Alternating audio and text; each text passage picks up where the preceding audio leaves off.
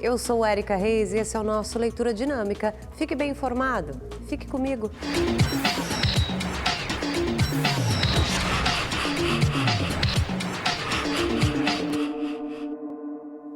Olá, boa noite, tudo bem? Bom, a vacina contra a Covid-19, desenvolvida pela Universidade de Oxford, na Inglaterra, começou a ser testada em voluntários brasileiros. Quem tem os detalhes é Guilherme Lopes. Aqui em São Paulo, cerca de 2.000 pessoas vão participar dos testes. No Rio de Janeiro, outras 1.000 pessoas estão cadastradas. Todas são voluntárias, têm entre 18 e 55 anos e já foram selecionadas. São pessoas da área da saúde que lidam diariamente no combate ao novo coronavírus. Na semana passada, esses voluntários passaram por uma triagem e já estão aptos a receber as doses dos testes. Aqui na capital paulista, os testes são liderados pela Universidade Federal de São Paulo. A vacina desenvolvida pela Universidade de Oxford, na Inglaterra, é uma das que estão em estágio mais avançados de testes em todo o mundo. Ela está cadastrada pela Organização Mundial da Saúde e aqui no Brasil recebeu aprovação para o início dos testes na segunda-feira pela Anvisa. Em todo o mundo, cerca de 50.000 pessoas devem ser testadas, incluindo países como Brasil, que foi o primeiro da América Latina, Estados Unidos e países da Europa, Ásia e África. Agora, os pesquisadores da Universidade de Oxford aguardam os resultados dos testes para darem início ao registro da vacina no Reino Unido, o que deve ocorrer até o fim do ano. De São Paulo, Guilherme Lopes, para o Leitura Dinâmica. Uma operação da Polícia Federal investiga irregularidades na compra de respiradores para o combate à pandemia pelo governo do Pará. 7 mandados de busca foram autorizados pelo Superior Tribunal de Justiça e um deles já foi cumprido no sul do país. A Polícia Federal esteve em um triplex do secretário de Saúde do Pará, Alberto Beltrame, em Porto Alegre, no Rio Grande do Sul. De acordo com a investigação, há indícios de superfaturamento em 86% das aquisições, que custaram 25 milhões de reais aos cofres públicos. No apartamento de Beltrame, os agentes encontraram um acervo com obras de artistas renomados. Também foram localizados passaportes e dinheiro. Em nota, Alberto Beltrame declarou que as obras de arte são fruto de 35 anos de trabalho. Quanto aos respiradores, disse que os valores pagos foram devolvidos ao governo do Pará. O Brasil já tem mais de 613.300 recuperados do novo coronavírus. Os dados são do último balanço do Ministério da Saúde. Quase 480 mil pacientes estão doentes, em acompanhamento, se recuperando, e o número de mortes já chegou a 52.645. Na cidade de São Paulo, mais de 1 milhão de pessoas já foram infectadas pelo vírus da Covid, segundo um levantamento que foi feito pela Prefeitura. A pesquisa por amostragem começou no dia 10 de junho. O teste é o que detecta se a pessoa já teve contato com o vírus. Segundo a Prefeitura, foram feitos mais de 5.400 exames em 96 distritos com pessoas acima de 18 anos. Os moradores foram escolhidos por sorteio. O levantamento aponta que cerca de 10% da população, ou seja, pouco mais de 1 milhão de pessoas, já foram infectadas. Ainda de acordo com a pesquisa, 85% dos infectados são assintomáticos. Cerca de 10% precisaram de tratamento e 5% apresentam sintomas graves. A taxa de letalidade é de 0,5%, o que significa 5 mortes a cada 1.000 casos. O monitoramento deve ser feito a cada 15 dias, pelo menos outras 5 vezes. A próxima coleta está prevista para o fim do mês. A Secretaria Municipal de Saúde afirma que será fundamental para avaliar a reabertura da economia na cidade. E nesta terça, o estado de São Paulo registrou o maior número de óbitos por Covid-19 desde o início da pandemia. Só que a Secretaria Estadual da Saúde diz que o índice está dentro do previsto e que não faltam leitos no estado. Atualmente, a taxa de ocupação de UTIs está em 65,7%. O governo ainda descartou o fechamento de hospitais de campanha na capital paulista e afirmou que as unidades vão ficar disponíveis para transferências de pacientes, principalmente diante do aumento de casos no interior do estado. Em Fortaleza, a Secretaria de Saúde intensificou a fiscalização em shoppings e restaurantes na segunda fase agora de reabertura da atividade econômica. Mais de 40 locais já foram visitados. Os fiscais analisam o número de funcionários, as demarcações de distanciamento e também o uso de equipamentos de proteção individual. Essas ações serão inicialmente educativas, então igrejas e agências de publicidade e de marketing também voltarão a funcionar, só que com um número menor de funcionários. Em Sobral, no interior do Ceará, os primeiros pacientes internados no hospital de campanha da cidade já começaram a receber alta. Já ouviu falar do Rede TV Plus? É uma novidade que garante a interação e chance de prêmios.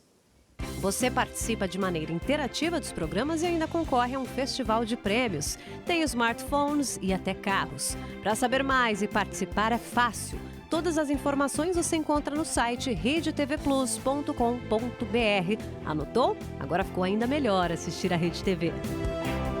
Um terremoto de magnitude 7,4 deixou pelo menos 5 mortos na costa sul do México. O tremor aconteceu no estado de Oaxaca, a cerca de 23 quilômetros de profundidade. Prédios foram...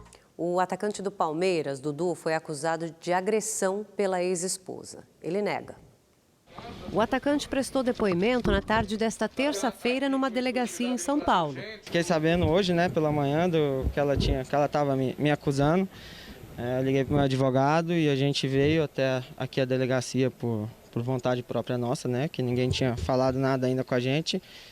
Eu apresentei minha versão do que aconteceu e a delegada escutou, a escrivã escutou e já vai chegar, na verdade, algumas imagens que provam que eu não fiz nada, A defesa do atleta divulgou imagens pouco tempo depois. Dudu está ao celular e a ex-esposa tenta puxar o aparelho das mãos dele. Em seguida, ao se aproximar de um veículo que o levaria embora, é impedido de entrar. A briga continua dentro do carro. Seguranças precisaram intervir. Malu Ohana fez boletim de ocorrência. Ela alega que encontrou com o jogador para pegar um computador para o filho mais novo. De acordo com o Malu, o jogador a tratou rispidamente e passou a agredi-la com socos na cabeça e no peito, além de puxões no cabelo. Ela conta ainda que foi a um hospital onde passou por exames e que vai apresentar a materialidade dos fatos no momento oportuno. R$100 mil em dinheiro foram encontrados dentro de uma geladeira num apartamento em Jaboatão dos Guararapes, na Grande Recife, durante uma operação contra o tráfico internacional de drogas.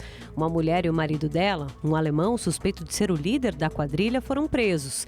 Segundo as investigações, os traficantes compravam cocaína da Bolívia e, por meio de mulas, levavam para a Alemanha. A droga era transportada em estatuetas. A Polícia Federal cumpriu mais mandados de prisão e de busca e apreensão no Acre, Ceará e São Paulo. 2 suspeitos de envolvimento em um assalto a um centro de distribuição de um supermercado em Duque de Caxias foram identificados. Pelo menos 30 criminosos roubaram uma carga de eletrônicos avaliada em R$30 milhões. Toda a ação foi gravada por câmeras de segurança. Um caminhão em alta velocidade entra no local e um vigilante sai correndo. Logo atrás do caminhão surge um carro com homens fortemente armados. Eles já chegam atirando. Um segurança que estava desarmado foi atingido e morreu. Outros 2 funcionários ficaram feridos. Um dos assaltantes também foi baleado. A carga não foi localizada.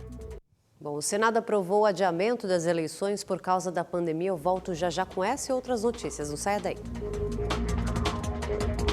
Olha só, o Ministério Público e a Polícia Militar de Minas Gerais fizeram buscas em 4 endereços de parentes do ex-assessor parlamentar Fabrício Queiroz, em Belo Horizonte. Os agentes estavam em busca da esposa dele. Ela também é suspeita de envolvimento no esquema de rachadinha na Assembleia Legislativa do Rio de Janeiro.